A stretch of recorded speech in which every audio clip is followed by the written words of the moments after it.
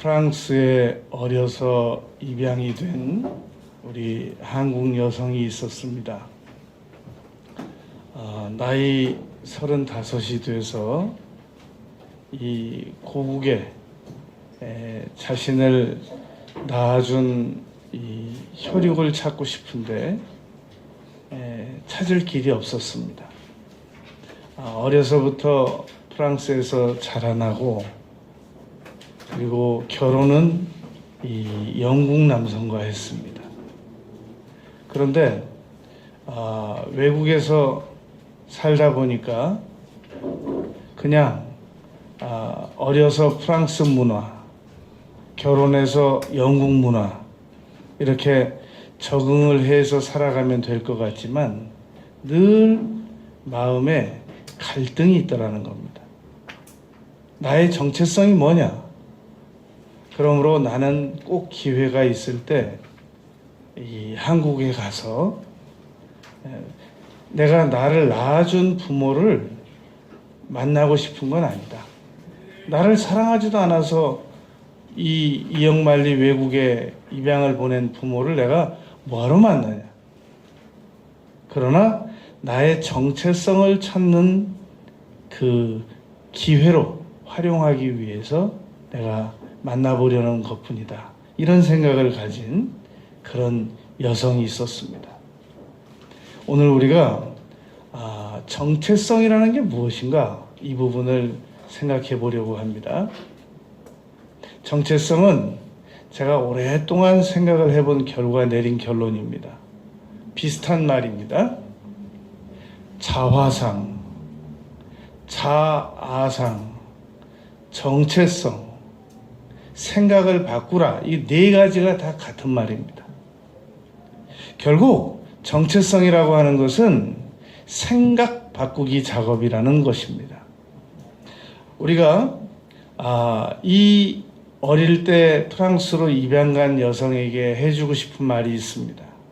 그것은 정체성이라고 하는 것은 출신 지역과 출신 그 지에서 자신을 낳아준 엄마를 만나야 찾을 수 있는 게 아닙니다. 왜 그러느냐? 사람은 어려서 성장해서 듣고 보고 기억하는 것들이 물론 그 한 사람의 그 기억의 집단, 정체성을 형성시킵니다. 그러니까 생각의 결과라는 것입니다. 이 정체성이. 그래서 이 심리학에서는 초기 기억이라는 것을 중요하게 생각합니다. 이렇게 사람마다 상담할 때 선생님은 기억을 이렇게 역추적을 계속해서 들어가면 가장 끝으로 생각나는 것이 무엇입니까? 이걸 초기 기억을 질문이라고 한다고 하는 겁니다. 그러니까 사람마다 이 4살 이전 기억은 안 난다 그러거든요. 만약에 4살 이전의 기억이 난다 그러면 그건 4살 이후의 기억을 4살 이전의 기억으로 착각하는 겁니다.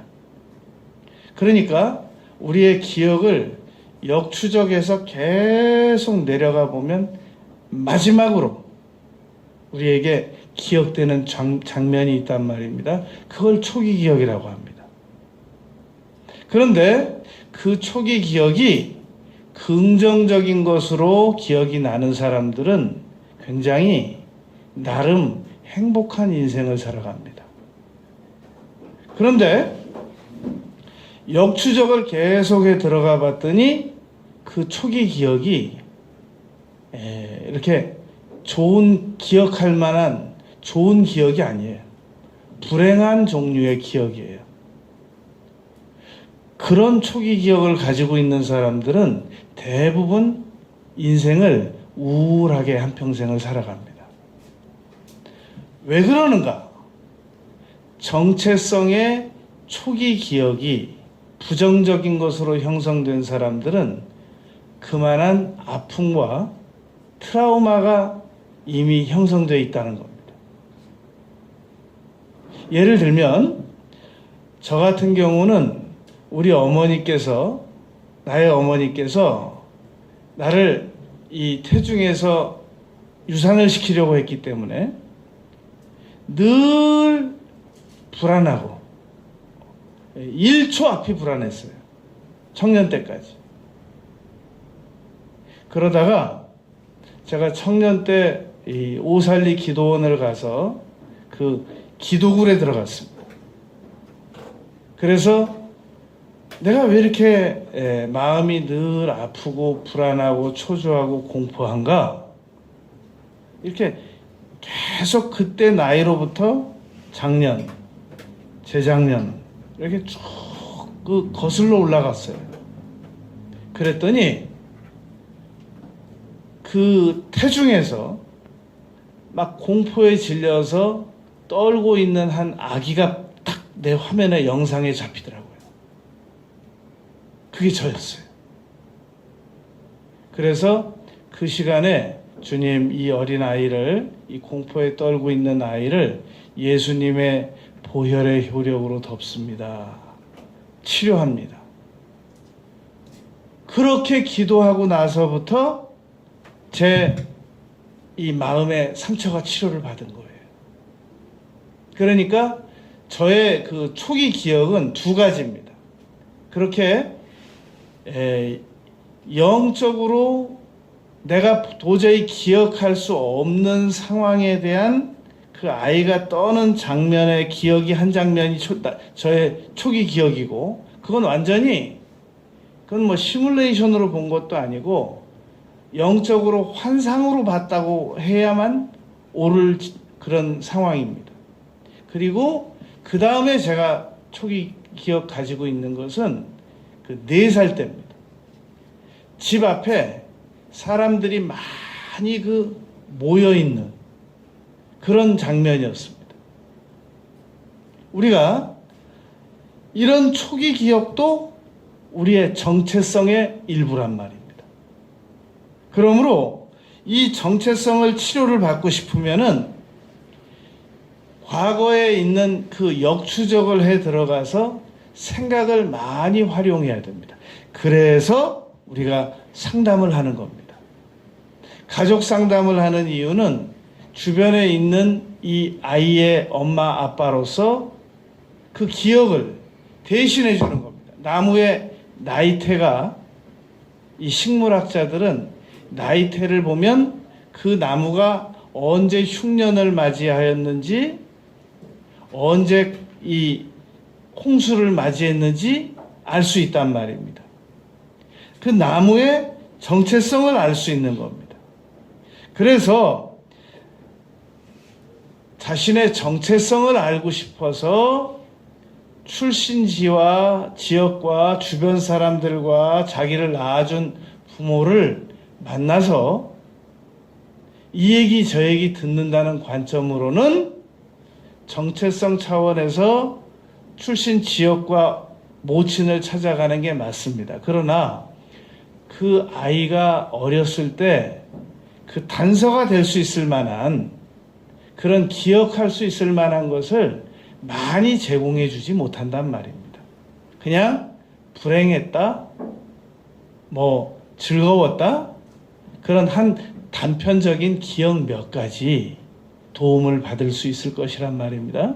그러니까 그 프랑스에 그 입양돼 간 그 딸이 나이 35살 먹어서 우리나라 와서 엄마 만나고, 그래도 그냥 나를 낳아준 엄마구나 껴안고 울고, 그 정도지 그게 정체성의 치료까지 되는 건 아니란 말입니다.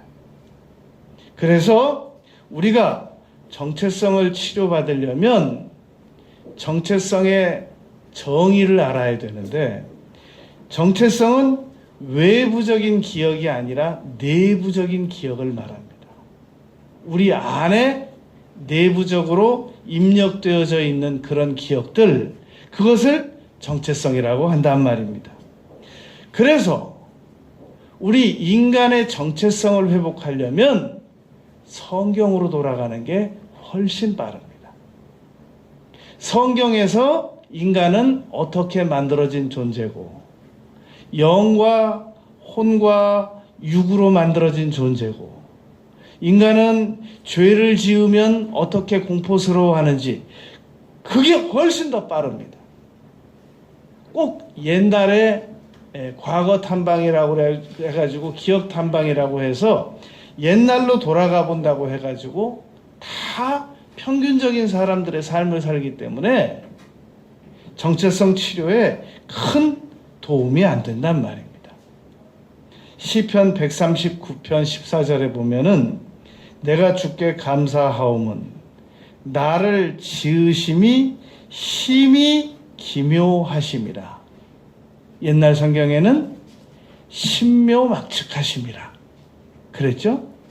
그러니까 나를 만드신 분에게 찾아가야 나의 정체성을 치료받는 방법을 알게 되지, 나를 그냥 육신적으로 낳아주기만 한 분은 그 기능을 잘 모른단 말입니다.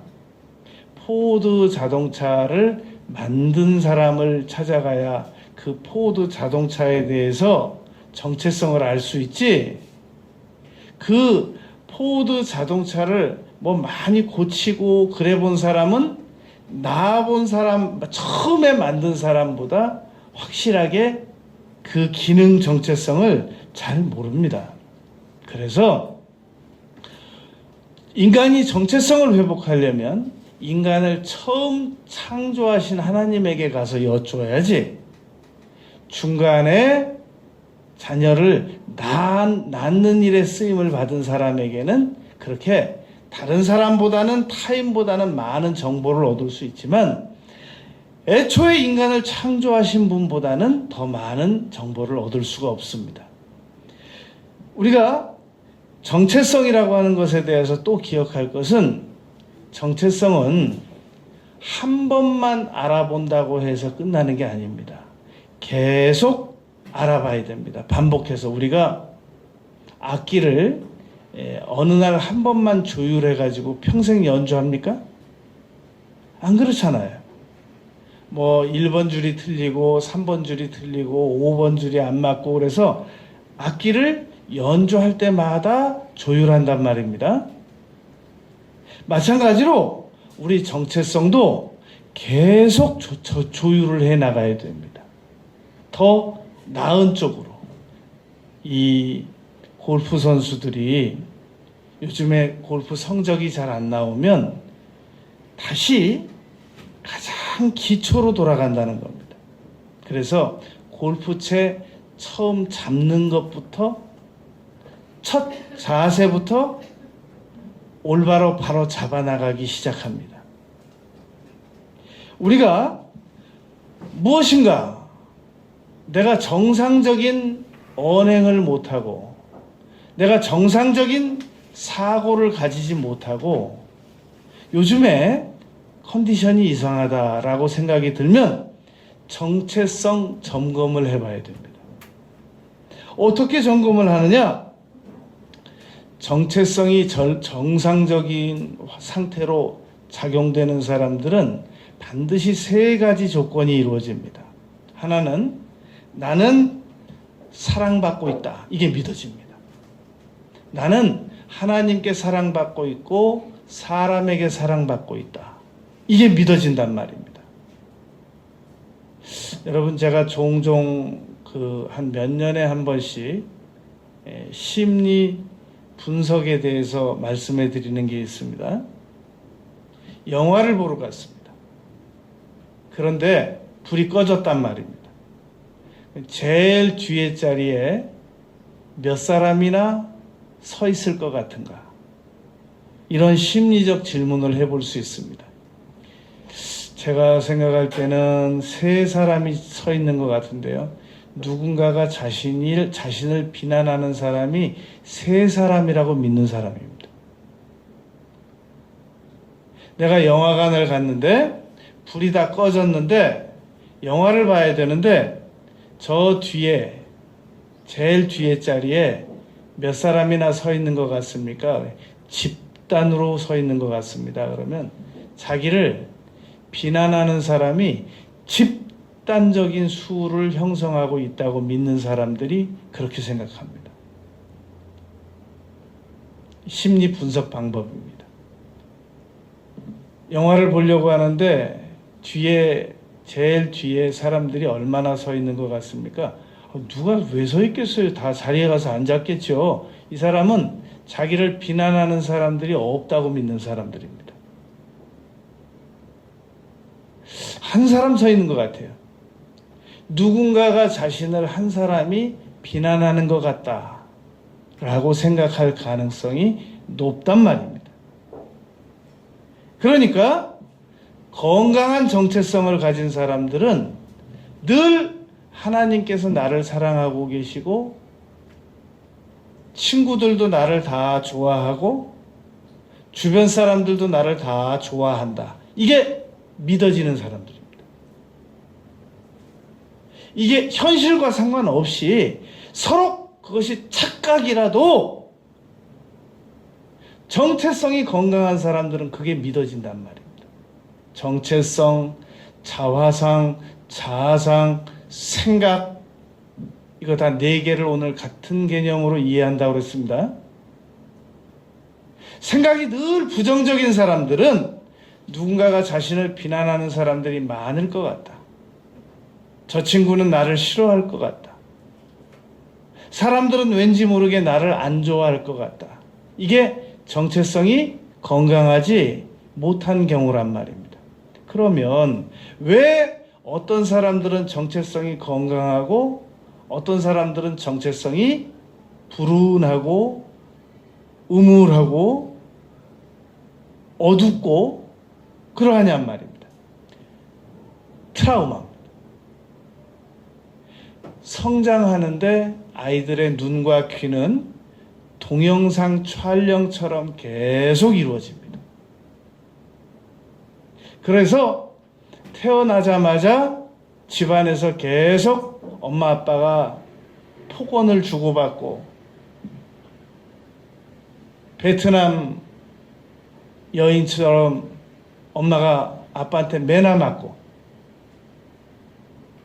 막 집안에서 고성이 오가고 그러면 이 아이들은 자신의 의지와 상관없이 강력한 트라우마를 입습니다. 그래서 정체성이 아주 부정적으로 형성이 된단 말입니다. 그래서 왜 우리 옛 어른들이 우리 임신한 엄마들 보고 어디 흉한 거 보지 말라고 그러잖아요. 상처받을까 봐 그럽니다. 엄마하고 태아하고 연결이 되어 있기 때문에 엄마가 아이를 태중에 넣고 두려움을 많이 가진 엄마들은 아이들은 볼 것도 없어요. 태어나서 계속 두려워해요. 아이를 태중에 넣고 엄마가 부정적인 생각을 많이 한 엄마들은 볼 것도 없어요. 아이들이 늘 생각이 부정적입니다. 그리고 아이를 임신 중에 막 외부로부터 심리적인 압박을 받는다든지 막 억울함을 당한다든지 공포 분위기 속에서 산다든지 그러면 어쩔 수 없이 그 엄마의 그 생각이 아이들에게 미쳐져서 아이들의 정체성에 심각한 문제를 가져다 준단 말입니다. 그래서 이 남편들이 아내가 아이를 임신했으면 어떻게 해서든지 환경적으로 격리를 해주고 보호를 해주고 그래야 되는데 우리 한국 남자들뿐 아니라 전 세계 남자들이 그렇게 임신한 아내를 보호해주지 않는단 말입니다. 오히려 떠밀어요. 함부로 말할 사람 가서 만나고 오라고. 그러니까 이게 우리 아이들의 건강한 정체성은 딱 물어보면 알아요. 지금도 MRI 안 찍어봐도 돼요. 너 하나님이 너 사랑하신다고 믿니? 너 친구들이 너 좋아한다고 믿니? 간단히 2가지만 물어보면 돼요. 제가 낙스 데올로지컬 세미너리 플로리다에서 그 졸업할 때 갔어요. 이 테이블마다 교수님들을 한 분씩 같이 그 배석을 시키는데, 예일 대학에서 심리학 공부하고 하버드에서 상담학을 공부한 이 PhD 2개를 가진 교수님이 우리하고 같이 배치가 됐어요. 제가 거기서 물어봤어요. 교수님과 같이 훌륭한 학구적 실력을 가진 분에게 한 학기 공부를 했으면 너무 좋았을 뻔했습니다. 제가 졸업반입니다. 그러니까 요 짧은 시간에 10분 동안에 교수님께서 그 상담학 한 학기 분량을 제게 좀 설명해 주실 수 있으시겠습니까? 이 교수님이 하버드 PhD, 예일 PhD 받은 요 두 PhD를 받은 그 학자가 저한테 5분 내에 설명해 준 거예요. 사람을 만나서 잠 잘 자냐 물어보래요.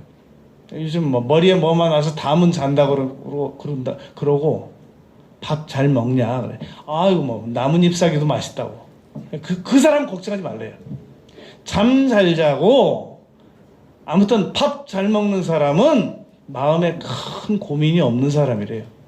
막 자다 깨다 하고 밥도 못 먹고 깨작거리고 이 사람은 좀 상담을 받아야 된대요. 정체성이 건강한가? 두 번째 확인하는 방법이 있습니다. 자신을 중요한 존재로 믿는가? 아유, 나 같은 게 무슨 중요해요. 하나도 안 중요해요. 양귀비를 추적해서 연구한 사람이 있었습니다. 양귀비는 천하일색 양귀비라고 그러잖아요. 그런데 그 양귀비가 죽을 때 유언을 이렇게 남겼습니다. 내가 죽거든 개천가에 나를 버려서 까마귀 밥이 되게 해달라. 자신을 중요하게 여기지 않는 사람들이 할 수 있는 발언입니다. 정체성이 건강한 사람들은 자신을 중요하게 여깁니다. 자신을 중요하게 여기지 않는 사람들은 이분이 정체성에 고장이 나 있구나. 이렇게 보면 맞습니다. 또 한 가지 질문은 당신에게 어려운 난제가 다가오면 어떻게 해결을 하겠습니까? 도망갈 겁니다. 이 사람은 자기의 정체성이 제대로 좋게 형성이 안 된 사람입니다. 당신에게 어려운 난제가 다가오면 어떻게 살아갈 겁니까? 뭐 그냥 죽지 못해 살아야죠. 이 사람도 정체성이 현재 건강하지 못한 사람입니다. 나에게 어려운 일이 다가오면 나는 반드시 싸워서 이겨서 문제를 해결해내고야 말 것입니다. 이 사람은 굉장히 정체성이 건강한 사람이란 말입니다. 그러니까 정체성은 늘 새로 조율을 해보고 고쳐봐야 됩니다. 한 번 가진 정체성을 가지고 죽는 날까지 살아가는 것이 아니다라는 겁니다. 여러분, 우리가 노동운동가 시인 박노해 씨라는 분을 아시죠? 그분이 한때 무기징역을 선고받았던 사람입니다. 그래가지고 이제 감형돼서 출소를 했는데 그분이 이런 얘기를 했습니다. 나의 정체성은 수정할 필요가 있음을 느꼈다. 공산주의 사상을 가진 사람도 정체성을 수정할 필요가 있단 말입니다. 우리가 흔히 정체성의 위기라고 그러잖아요. 그 말은 정체성의 혼란, 정체성의 위기, 이런 말은 내가 다른 말로, 다시 쉽게 말할게요. 저 사람이 지금 정체성의 위기를 맞고 있다. 정체성의 혼란을 겪고 있다. 이 말은 무슨 말이냐면 저 사람이 지금 자기가 누군지 모르고 있다. 자기가 어떤 일을 해야 되는지 모르고 있다. 자기가 어떤 위치에 있는지 모르고 있다. 혼란을 겪고 있다. 그런 말입니다. 여러분, 남자가 남자를 데리고 와서 제 아내입니다라고 말하는 동성애자들이 있잖아요. 그 사람은 정체성의 혼란이 지금 다가온 사람이란 말입니다. 자기 정체성을 남자라고 믿지 않고 자기 정체성을 여자라고 믿기 때문에 남자를 데리고 와가지고 제 남편입니다라고 말하는 거란 말입니다. 그 사람 외부 얼굴 보세요. 똑같이 남자죠. 이 총신대에서 상담학의 최고 권위자가 그 정 교수님이라고 여성분이에요. 이분은 총신은 원래 여성들에게 목사 안수를 안 주기 때문에 이분은 목사님은 아니신데 총신에서 유명해요. 장학금을 거의 다 받고 웨스트민스터에 가서도 장학금을 받고 아주 정말 수제입니다. 이분이 제가 총신 공부하러 갔을 때는 은퇴를 했어요. 그런데 평생연구원에 은퇴 후에 평생연구원에서 한 학기 이 강의를 한다고 그래서 제가 일부러 그 평생연구원을 한 학기를 끊어가지고 갔어요. 갔더니 이미 연세가 78이시더라고요. 그래서 평생 동안 상담학을 40년 이상 강의한 내용을 아주 농축시켜가지고 특별히 제가 이 청강을 하러 가가지고 저를 배려해서도 많은 말씀을 해주셨습니다. 그분 경험담 중에 하나입니다. 한 한의사가 남자 한의사가 상담을 하러 왔더래요. 동성애자들이에요. 고백을 하더래요. 이렇게 가다가 길을 걷다가 자기 마음에 드는 남자가 나오면 이 친구 지금 한의사예요. 남자 한의사. 그런데 길 가다가 자기 마음에 드는 남자가 발견이 되면 하염없이 쫓아간대요. 그리고 어느 건물로 들어가면 그 건물에서 나올 때까지 기다리고 있다는 거예요. 여러분, 어떻게 그런 일이 있을 수 있어요? 정체성이 무너진 거예요. 자기 신분이 남자라는 사실을 못 믿는 겁니다. 상대방을 여자로 믿든지 자기를 여자로 믿든지 정체성의 혼란을 가지는 거예요. 여기서 우리가 중요하게 발견할 수 있는 단서는 우리가 그리스도인으로서 올바르지 못한 정체성을 가지게 되면 동성애자들만큼은 아니라도 하지 말아야 할 일, 하지 말아야 할 말, 하지 말아야 할 생각 가지고 살아가게 된단 말입니다. 원인이 뭐냐? 정체성의 혼란 때문에 그렇단 말입니다. 정체성의 정의, 자화상, 아상, 생각의 결과 이 네 가지가 다 정체성으로 지금 정의 내리고 우리가 얘기를 이끌고 가고 있는 겁니다. 여러분, 이 깨어진 거울로 자기 자신을 바라보게 되면 자기 자신의 모습이 제대로 안 보이잖아요. 정체성이 깨어진 사람들은 자기 자신을 똑바로 발견하지 못합니다. 그래서 아버지가 누구든 하나님이 계시든 누구 말만 믿느냐? 부정적으로 말하는 사람들 말만 믿습니다. 트라우마만 믿습니다. 트라우마의 결과만 믿습니다. 어릴 적 부정적 경험만 믿는단 말입니다. 매스컴의 말만 믿어요. 사람들이 다 누가 그럼 못 돼요. 근거를. 그러면서도 사람들이 다 그렇다고 믿어요. 정체성에 혼란이 온 사람들이 그렇단 말입니다. 여러분, 산속에서 길을 잃은 사람이 좋은 외투, 좋은 구두, 좋은 지갑 가지고 있으면 뭐예요? 길을 잃었는데. 정체성의 혼란을 겪고 있는 사람이 우주에서 길을 잃었어요. 불행하단 말입니다. 행복하지 못하단 말입니다. 전도자가 그렇게 말했습니다. 1000년을 산들 사람이 행복하지 못하면 뭐하냐? 행복하려면 정체성부터 바로잡아야 됩니다. 치료를 해야 됩니다.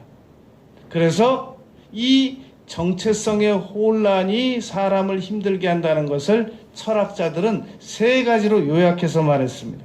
인간은 죄책감을 가진 존재이다. 인간은 어디에서 와서 왜 살며 무엇을 하다가 어디로 와야 되는지 모르는 존재다. 인간은 절망적인 존재다. 이 3가지 말이 결국은 정체성의 혼란을 겪고 있는 게 인간이다. 그런 말인 겁니다. 우리가 올바른 정체성만 확립이 되면 우리는 우리 안에 있는 무한한 놀라운 자원들을 끌어내어 사용할 수가 있습니다.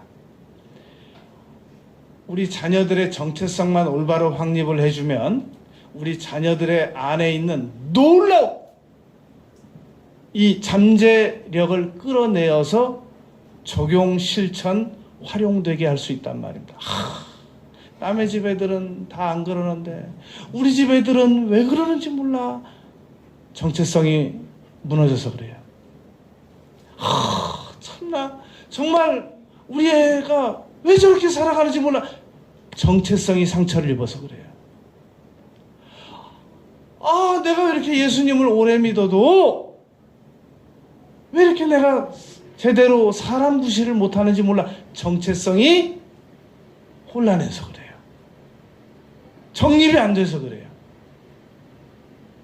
여러분 1979년도에 베네수엘라 정부에서 이 세계 최초로 지능개발 장관을 임명했습니다. 아주 특이한 장관직이죠.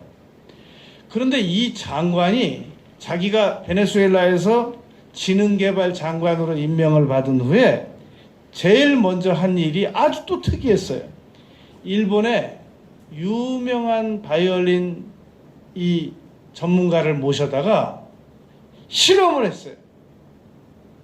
인디언 아이들 30명을 데려다가 아마존 원시림에 살고 있는 이 인디언 아이들 30명을 데려다가 바이올린을 가르쳐 달라고 그랬습니다. 태어나서 한 번도 바이올린을 본 적이 없어요. 이 지능개발 장관이 아주 시범적으로 한 일이에요. 일본에서 온 그 바이올리니스트가 이 원시림에서 자라난 아이들에게 10주를 가르쳤습니다. 음악 아예 들어본 적도 없는, 제가 미국에 가서 지금도 그 인디언들이 상주하는 그 곳이 있단 말입니다. 아주 그 바닷물 같은 데인데 이 굉장한 그 수초가 있어요.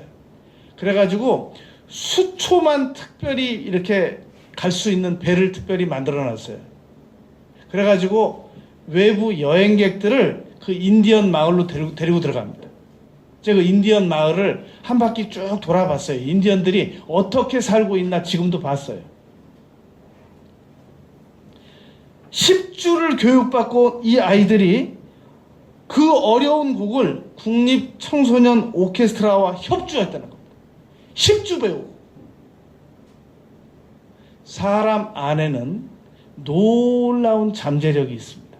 문제는 이 잠재력을 정체성이 상처를 입은 사람들은 못 활용한다는 겁니다. 정체성, 자화상, 자아상, 생각, 이게 무너진 사람들은 잠재력을 꺼냈을 수가 없습니다. 왜냐하면 그 사람들의 주특기가 뭐냐? 나는 할 수 없다라는 겁니다. 그래서 예수님께서 마가복음 9장 23절에서 할 수 있거든이 무슨 말이냐? 믿는 자에게는 능치 못함이 없느니라 라고 말씀하셨던 겁니다. 여러분, 오늘 우리는 어떻게 하면은 이 정체성을 고칠 수 있는가? 오늘 본문 고린도후서 5장 17절 한 구절만 정확하게 이해하면 나의 정체성도 고칠 수 있고 나의 사랑의 관계성자들의 정체성도 고칠 수 있고 우리가 앞으로 만나는 사람들의 정체성도 얼마든지 고칠 수 있다는 겁니다. 이 5장 17절 말씀을 잘 이해를 하잔 말입니다. 이 5장 17절을 이해하기 위해서는 새로운 피조물, 밑줄, 새로운 피조물, 이 새로운 피조물을 이해해야 됩니다. 그래서 이 5장 17절을 이 성경을 한 구절에다가 소 제목을 붙이는 작업을 영어로 코딩 작업이라고 합니다. 코딩 작업. 소 제목을 붙이는 작업. 요 구절을 잘 이해하기 위해서는 소 제목을 먼저 붙여보는 겁니다. 우리가 스스로 붙여보는 겁니다. 우리가 책을 읽을 때 그 책이 나에게 전혀 난해한 책인데 내가 생전 처음 보는 책인데 그 구절을 아무리 읽어도 이해가 안 될 때가 있단 말입니다. 그럴 때 이해를 돕는 방법이 있습니다. 어떤 분은 책이 너무 어려우면 제일 끝으로 간대요. 그래가지고 결론을 읽어보고 다시 와서 읽어보면 좀 낫대요. 상당히 일리가 있는 말입니다. 또 하나의 방법은 소 제목을 붙여보는 겁니다. 코딩 작업을 해보는 겁니다. 5장 17절에 제목을 붙인다면 사람마다 다 다르겠습니다만 새로운 피조물이라는 소 제목을 붙일 수 있습니다. 그러면 새로운 피조물이라는 것은 무엇인가? 이 본문은 세 가지를 말하고 있습니다. 첫째, 새로운 피조물이라고 하는 것은 외적인 변화를 말하려고 하는 것이 아니라 내적인 변화를 말하려고 지금 바울 사도께서는 고린도 교인들에게 두 번째 보낸 편지에서 이렇게 말씀하셨던 겁니다. 베드로전서 3장 15절에서는 너희 속에 있는 소망에 관한 이유를 묻는 자들에게 답할 것을 항상 준비하라 그랬거든요. 너희 속에, 거울 보면서 바라보면 외적인 사람이 보입니다. 우리는 우리의 외적인 모습을 바꾸기 위해서 너무 많은 노력을, 시간과 물질을 투자합니다. 에너지를. 반면에 우리의 속 사람에 대하여는 그렇게 많은 노력과 투자를 하지 않는단 말입니다. 그 속 사람이 새로운 피조물이 되기 위해서라는 겁니다. 새로운 피조물이라고 하는 뜻은 외적인 변화가 아니라 내적인 변화를 말합니다. 왜 이 구절이 잘 안 믿어지느냐? 너희가 예수님을 믿으면 새로운 피조물이다. 거울 보니까 똑같은데? 머리 색깔도 똑같고 표정도 똑같고 옷도 안 바뀌던데. 여러분, 우리가 예수님 안 믿는 분을 이 자리에다 모셔다 놓고 예수님 영접을 시키고 다시 보세요. 똑같죠? 그 머리에, 그 옷에, 그 표정에. 내부가 변했다는 거예요. 안이 변했다는 거예요. 그래서 새로운 피조물이라고 하는 것은 내적 변화를 의미하는 것이다. 두 번째, 새로운 피조물은 그 대상이 누구든지라는 겁니다. 제한적이지를 않습니다. 아, 저 사람은 될 것 같아. 나는 곤란할 것 같아. 나는 왜냐하면 죄를 많이 졌거든. 아, 저 집사님은 될 것 같아. 나는 안 될 것 같아. 나는 원래 변화가 잘 안 되는 사람이거든. 라고 생각하기 쉽습니다. 새로운 피조물의 대상 누구든지라는 겁니다. 이 사도행전 2장 21절에 보면 누구든지라는 말이 또 있습니다. 이 누구든지라는 표현이 221번 기록되어 있거든요. 신구약에. 그런데 이 5장 17절과 똑같은 누구든지라는 건 네 구절입니다.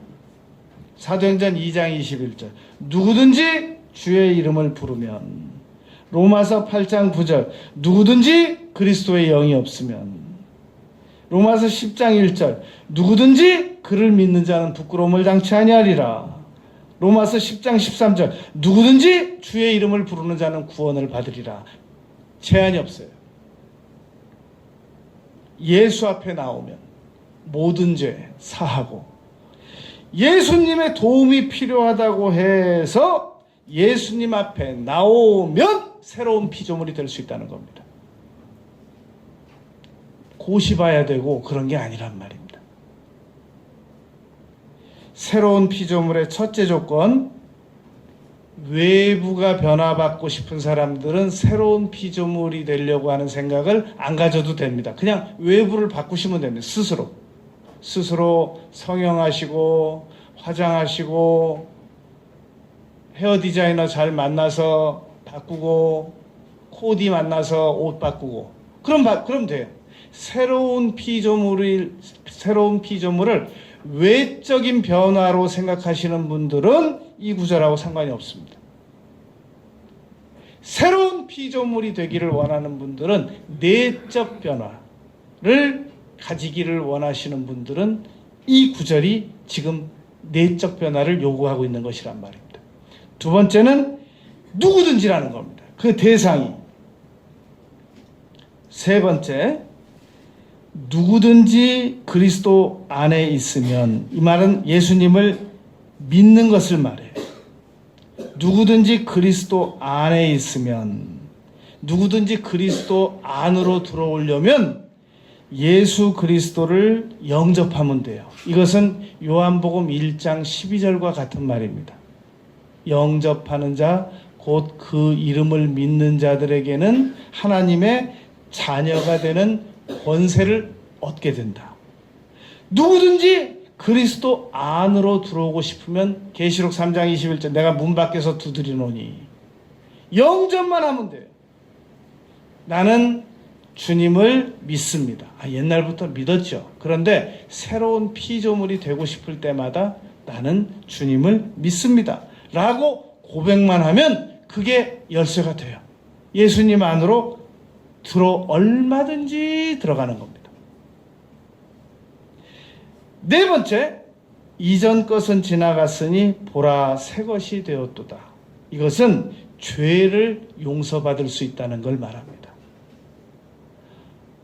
죄 용서받는 방법이 요한 1서 1장 7절 9절, 요한 1서 2장 1절 2절, 이 네 구절로 죄를 용서받을 수 있습니다. 우리가 어떤 죄를 많이 짓더라도 죄 용서받는 방법, 첫째, 자신의 잘못을 고백한다. 요한일서 1장 9절. 고백 후에 예수님의 피로 씻는다. 요한일서 1장 7절. 공교롭게도 요한일서 1장 7절은 에베소서 1장 7절하고도 같습니다. 이 에베소서 1장 7절도 그의 피로 말미암아 죄사함을 받았느니라 라고 기록하고 있고, 요한일서 1장 7절도 예수의 피가 모든 죄에서 우리를 깨끗하게 하실 것이요 라고 말했단 말입니다. 그런데 요한일서 1장 7절과 에베소서 1장 7절에 차이가 있는데, 에베소서 1장 7절에는 이 내용이 추가가 돼 있어요.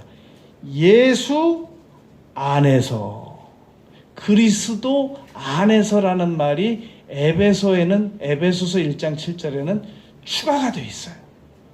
나머지는 똑같아요. 그런데 새로운 피조물이 되기 위해서는 그리스도 안에 있으면이라는 구절이 공교롭게도 5장 17절에 있잖아요.